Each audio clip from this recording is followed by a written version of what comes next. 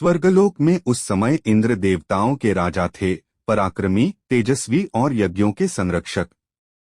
देवताओं और असुरों के बीच सदैव संघर्ष चलता रहता था और इसी संघर्ष के बीच एक अद्भुत ब्राह्मण उत्पन्न हुआ, विश्वरूप।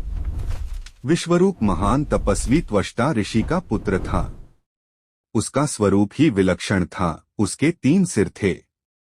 एक मुख से वह वेदों का पाठ करता, दूसरे से देवताओं के लिए यज्ञीय मंत्र उच्चारित करता और तीसरे से वह गुप्त रूप से असुरों के हित में आहुति देता था।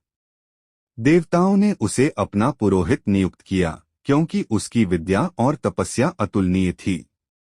किंतु समय के साथ इंद्र को यह ज्ञात हुआ कि विश्वरूप असुरों को भी बल दे रहा है। क्रोध में लिया गया भयावह निर्णय। यह जानकर इंद्र का विवेक डगमगा गया। राजधर्म और क्रोध के बीच वे संतुलन खो बैठे। उन्होंने यह नहीं सोचा कि विश्वरूप एक ब्राह्मण है और ब्राह्मण वध सबसे घोर पाप माना जाता है।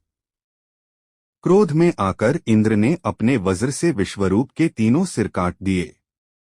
जैसे ही यह घटना घटी, संपूर्ण सृष्टि कांप उठी। ब्रह्महत्या का जीवित रूप। क्षण भर में ही ब्रह्महत्या का पाप एक भयानक स्त्री आकृति के रूप में प्रकट हुआ, काले धुएं, विकृत नेत्रों और डरावनी हंसी के साथ। वह इंद्र का पीछा करने लगी। इंद्र भयभीत हो उठे। स्वर्ग का राजा अब स्वयं अपराधी था। पाप से बचने का प्रयास। ब्रह्महत्या से बचने के लिए इंद्र इधर-उधर भागने लगे। अंततः उन्होंने जल में प्रवेश किया, कभी समुद्र में, कभी नदियों में, यह सोचकर कि पवित्र जल उन्हें शुद्ध कर देगा। इस पाप के कारण इंद्र को अपना राज्य छोड़ना पड़ा।